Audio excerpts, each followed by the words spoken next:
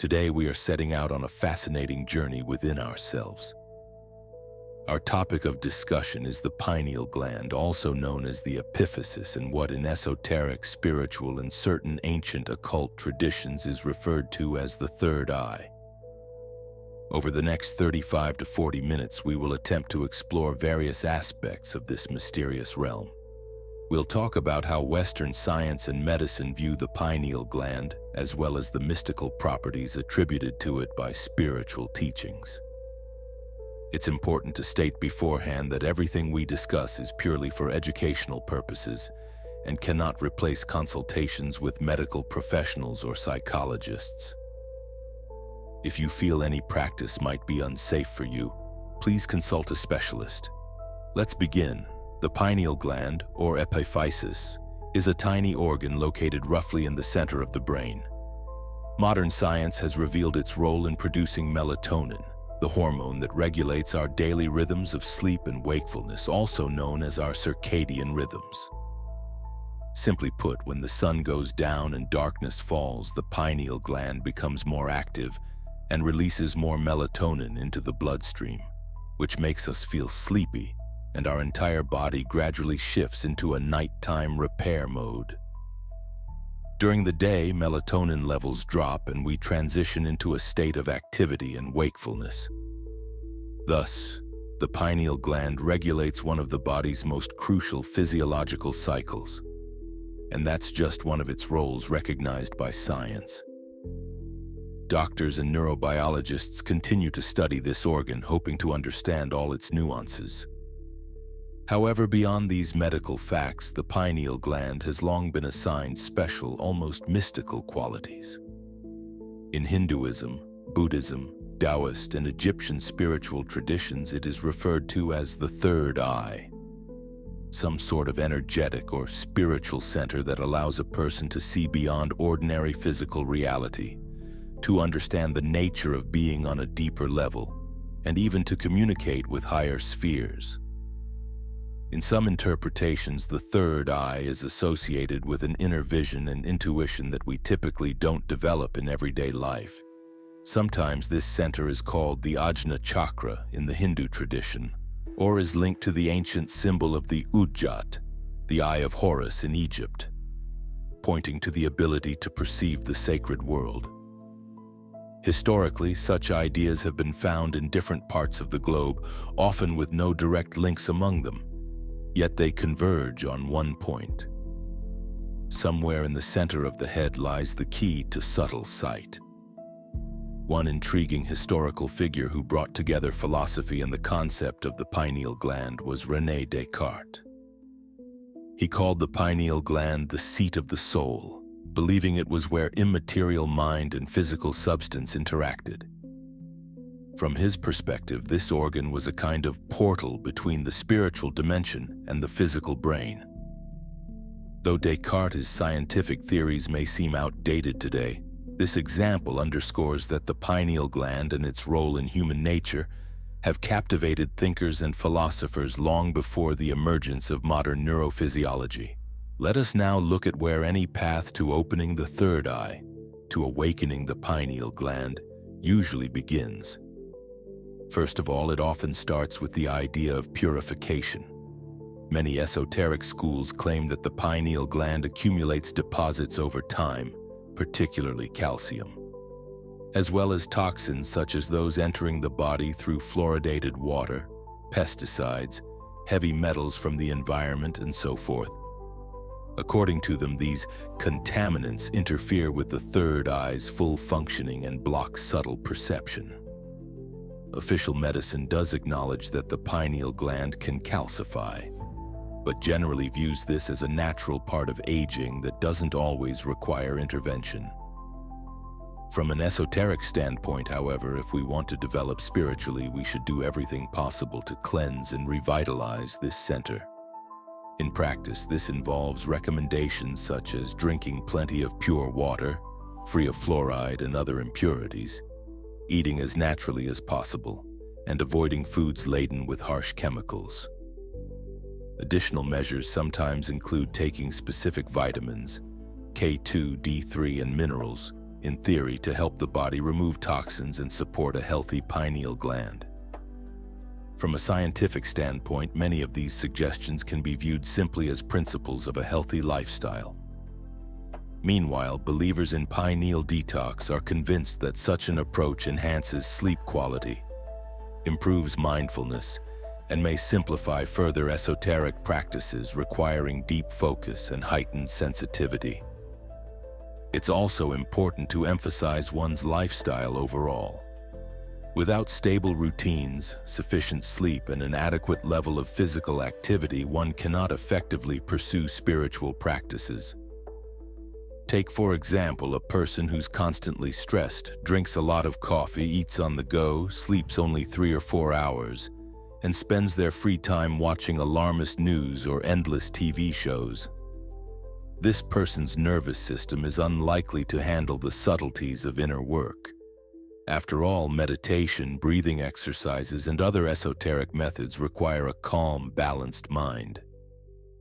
That is why most traditions aimed at third eye development begin by recommending a regular daily schedule, going to sleep on time, and doing at least minimal exercise or asanas, as well as learning to relax at the end of a workday.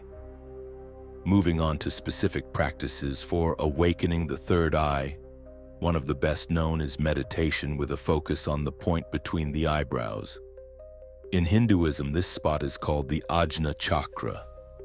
Regular calm concentration on this area is believed to activate particular zones of the brain connected to imagination and inner vision. The practice might look like this. You sit with a straight spine, close your eyes, and spend a few moments simply watching your breath, trying to relax. Then slowly shift your awareness to the space between your brows. You could imagine a bright orb of bluish or violet light. Ajna is often associated with the violet spectrum in that location. The main thing is not to overstrain yourself.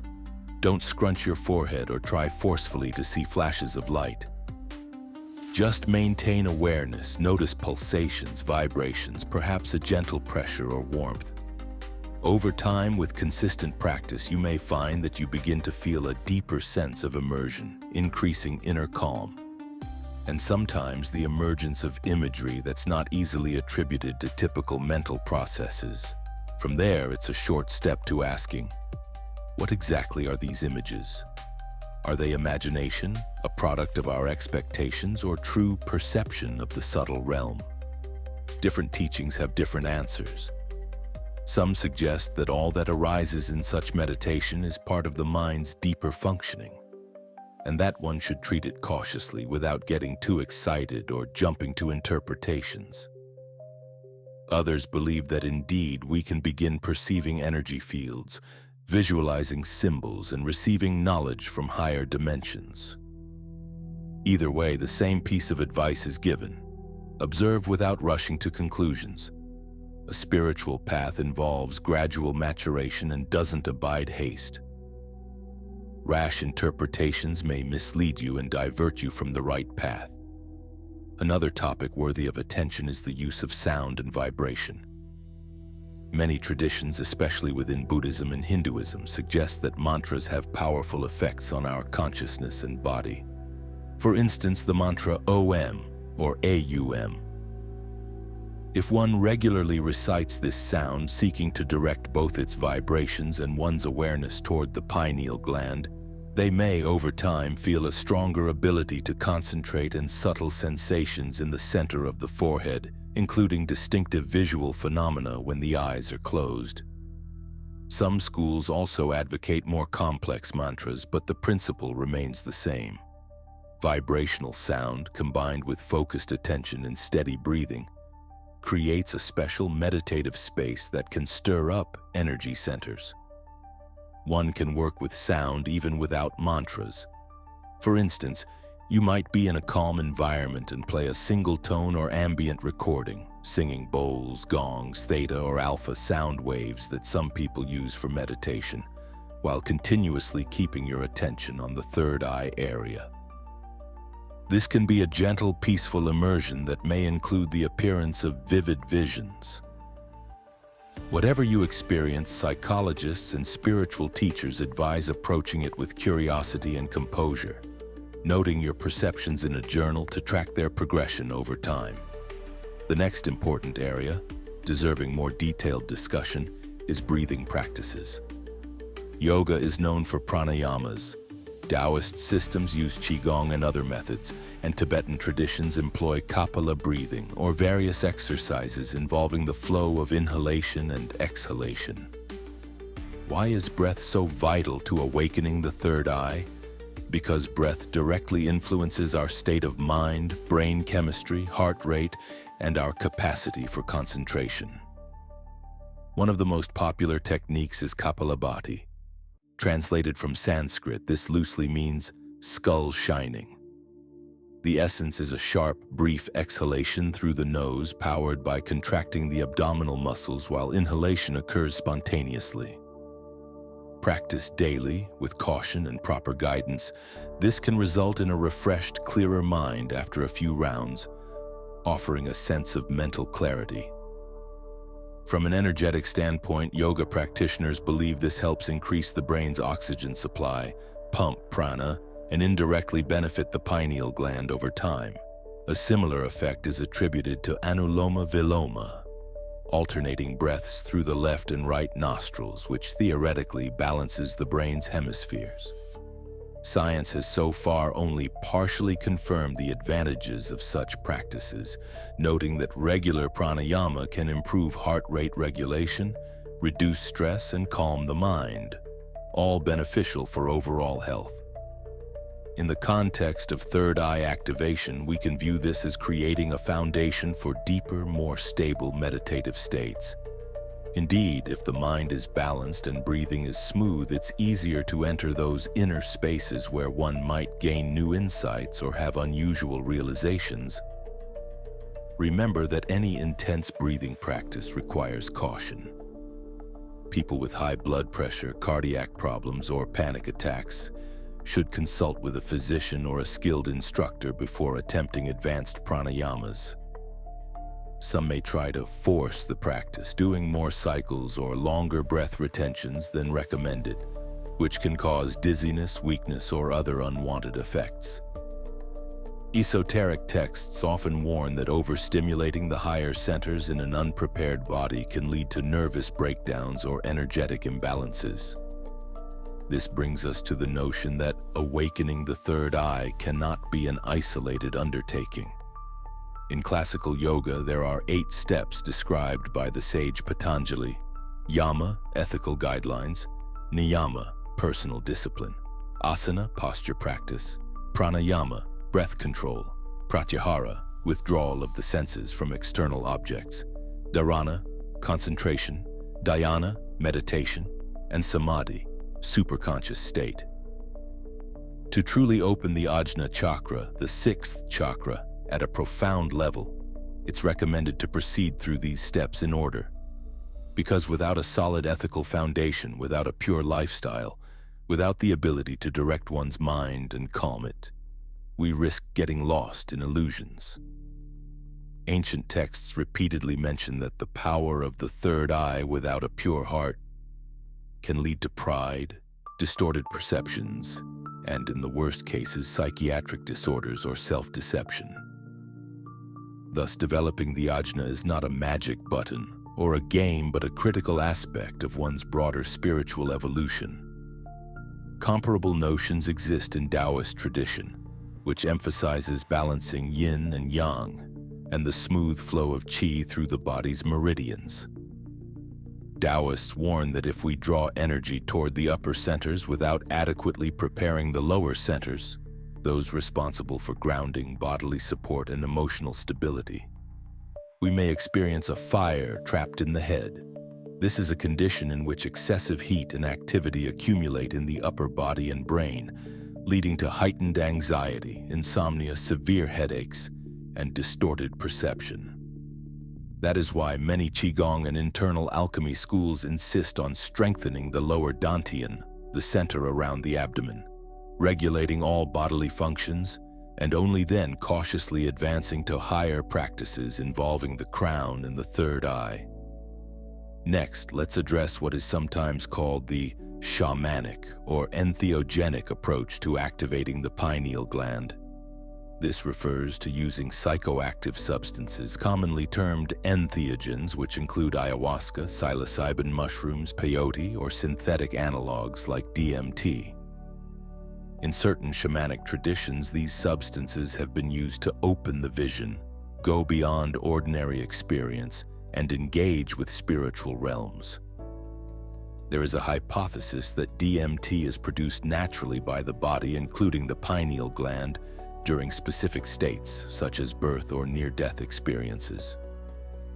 Therefore, some enthusiasts believe that using entheogens appropriately can intensify third eye awakening and grant access to entirely different layers of reality. However, there are many caveats. First, the legal aspect. In many countries, psychoactive substances similar to DMT or psilocybin are banned, and their unauthorized use can entail serious legal consequences. Second, it can be dangerous for one's psyche. Without preparation, in an unsuitable setting, or led by an unqualified individual, a person risks severe psychological trauma, panic attacks, or other harmful outcomes. Moreover, under the influence of potent entheogens, it's often difficult to discern personal fantasies and euphoric hallucinations from genuine spiritual revelations.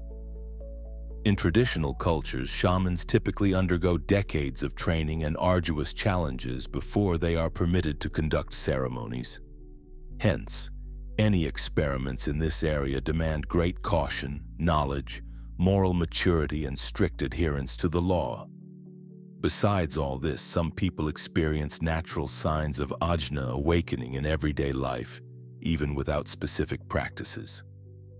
For instance, they may begin to have vivid lucid dreams, see bursts of bright light when their eyes are closed, have sudden epiphanies or premonitions that are later confirmed. Some develop heightened intuition, an ability to read people easily and sense when they're being deceived. In esoteric terms, this might indicate that the third eye is active by nature or awakens due to internal processes and karmic factors. However, such individuals may still need to learn how to manage these abilities. Without sufficient stability and understanding, they can face emotional overload, fears, or unexplained headaches. This is why ancient teachers emphasize the importance of guidance. Having a wise mentor who can help interpret what is happening and teach composure ensures a smoother, more harmonious third eye awakening. Bringing everything together, we can summarize several key principles for safe and mindful work with the pineal gland. The first principle is gradually harmonizing your physical life. Good nutrition, pure water, stress management, and adequate sleep all form a solid foundation, without which any esoteric endeavor can be unstable and risky. The second principle is to adopt or develop a system of meditation and breathing exercises, be it yoga, qigong, or Buddhist practice. The main thing is consistency and carefulness. The third principle is to maintain ethical purity, cultivate inner honesty, kindness, and accountability to yourself and others. Without a moral base, delving into deeper layers of the mind may breed chaos in your thoughts and feelings. The fourth principle is not to rush. The third eye doesn't open at the snap of a finger, even if you practice elaborate pranayamas and drink gallons of fluoride-free detoxifying water.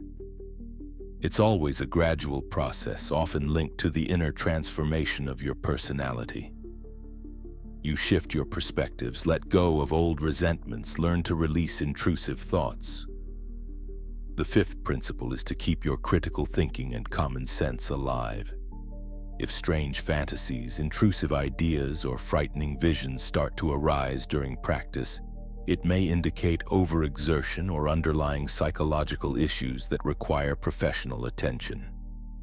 Don't try to endure it heroically or assume it's the norm. A conscious journey is always one of balance and self-control. What practical results do people usually aim for when they talk about opening the third eye? Many teachings mention an increase in intuition. This might mean that a person starts discerning correct decisions more swiftly, sensing the outcome of certain actions. Sometimes they can't logically explain why they know these things. They just know. Another effect is a deeper understanding of oneself and others, improved empathy, greater capacity for sensing others' hidden motives, and a smoother path in building rapport. In addition, unusual states of awareness may emerge, vivid dreams, recollections of distant past events, or a feeling of direct contact with a spiritual reality that bestows peace and a fresh outlook on life. Interestingly, those who are not drawn to esotericism might explain such phenomena psychologically. Regular meditation and breathwork do indeed lower stress and develop one's ability to self-reflect and observe thoughts. And what feels like mysticism could be a subjective response to neurobiological changes in the brain. But for the spiritual seeker, there's often no real conflict here.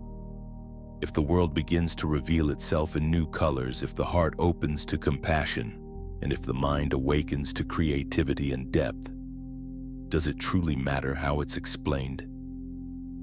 Practice remains practice, and each person decides for themselves whether to approach it from a scientific, philosophical, religious, or mystical perspective.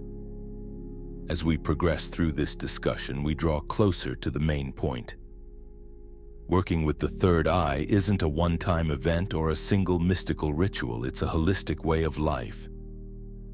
If you decide to seriously study these ancient practices related to the pineal gland, it is advisable to find teachers or at least reliable courses that guide you through meditation, pranayamas, proper diet, and mental hygiene step by step. It can also be wise to explore multiple sources so you form a more comprehensive picture and don't become fixated on just one approach. The broader your scope, the less likely you are to fall into fanaticism or rigid attachment to a single correct technique. We should also address visualizations. Many individuals seeking to open the third eye deliberately train themselves to vividly picture images, colors, or symbols. From a psychological standpoint, this can develop the right hemisphere of the brain and boost creativity. Esoterically, visualization helps energize a particular center, creating an inner space more conducive to profound perception. For example, you might imagine that each time you inhale, a pure, radiant light enters the space between your brows, washing the pineal gland and your entire brain, while on exhaling, you feel all stagnation and negativity being released. By practicing such visualization daily for a few weeks, 10 to 15 minutes each day, some people report improved focus, better sleep, and an overall sense of greater composure. If you incorporate sound, mantras, or specific vibrational tracks, and some form of body work, light gymnastic exercises recommended in yoga, Taoist stretches, or gentle qigong, you achieve a more comprehensive effect. The body relaxes, the mind calms, and consciousness becomes more receptive. Indeed, many ancient teachings adopt precisely this kind of integrated approach. Nothing is done in isolation. The mind, energy, and body always interact. However, wise teachers across various cultures repeatedly caution about a specific pitfall. Once you start having vivid visions, feeling as though you see people's auras, sense thoughts at a distance, or predict the future, it's dangerously easy to succumb to self-deception or spiritual pride.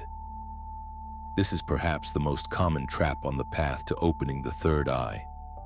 On one hand, you may indeed glimpse certain layers of reality or access deeper intuitive knowledge, which can be extremely valuable. On the other hand, if you become overly convinced that you now possess extrasensory powers and are above others, you become vulnerable to delusions, potentially leading to disillusionment. That's why many sacred writings say true spiritual sight is accompanied by humility and compassion. In other words, the deeper you journey into practice, the more clearly you perceive the interconnectedness of everything, and the more you feel the urge to help rather than to stand out. Hence, in discussing ancient methods of activating the pineal gland, or the so-called third eye, we see a complex, multifaceted process involving detox recommendations, pure water, natural foods, limiting harmful substances, lifestyle adjustments, good sleep, minimal stress, physical exercise, consistent meditation, breathing routines, sound-based practices, and visualization work. Many individuals spend years carefully preparing themselves, strengthening their psyche, studying philosophical systems, and honing concentration techniques. Only a few consider entheogenic exploration, and then only under legal conditions and the guidance of experienced masters. Shamans, ayahuasqueros, psychotherapists, where it is allowed. Even then, it occurs in a strictly ceremonial context, not as casual entertainment. When approached wisely and at a measured pace, these methods can indeed yield remarkable results. One may discover new meaning, find answers to old questions, reshape their thought patterns and relationships, and learn to take responsibility for their emotions and thoughts while recognizing subtle interconnections in everyday reality. External circumstances often change as well, because through inner growth we begin to approach others, our work, and our creativity differently. And the world seems to open up in response, offering new possibilities. In essence, the deeper wisdom of the third eye does not lie simply in seeing auras or predicting events, but in experiencing an entirely new level of perception and awareness of life. Let us draw our discussion to a close by summarizing the key points. The pineal gland, epiphysis, is a unique organ that, in scientific terms, governs melatonin production and influences our sleep rhythms. Spiritual traditions regard it as a mysterious faculty of spiritual vision. Awakening the third eye involves a range of steps: embracing a healthy lifestyle, balanced nutrition, pure water, adequate sleep, stress management. Regular meditation focused on the brow center, supported by breathing techniques like Kapalabhati, Anuloma Viloma, and/or sound work, mantras such as OM or other vibrational methods. Practicing good mental hygiene and morality, cultivating kindness, compassion, self-reflection, and learning to recognize and take responsibility for your own emotions rather than projecting them onto others. Proceeding carefully under the guidance of a qualified teacher, or at least with support from credible sources, books, reputable yoga, or qigong instructors. Being cautious regarding entheogens or powerful psychoactive substances, as they require a legal and culturally appropriate framework. One should not think of this awakening as a magical leap from ordinary consciousness to a world of supernatural abilities. Rather, it is a gradual crystallization of awareness, a clearing of inner barriers, and an evolution into a new level of trust in life. When the third eye truly opens, an individual's humility, wisdom, love, and compassion naturally increase. These traits are indications that the awakening is unfolding in a spiritually healthy manner. And so we end our 35 to 40-minute exploration of the pineal gland and the third eye. I hope you have found this information both useful and inspiring. Should you decide to pursue this path, take care of your well-being, seek out various perspectives, and proceed with caution and discernment. Remember that genuine harmony is far more important than chasing extraordinary phenomena or miracles. May your journey into the depths of consciousness be filled with self-discovery, insights, and a positive influence on your entire life. I wish you success in whatever direction you choose, and the strength of spirit to delve into the mysteries of the pineal gland and your inner spiritual vision.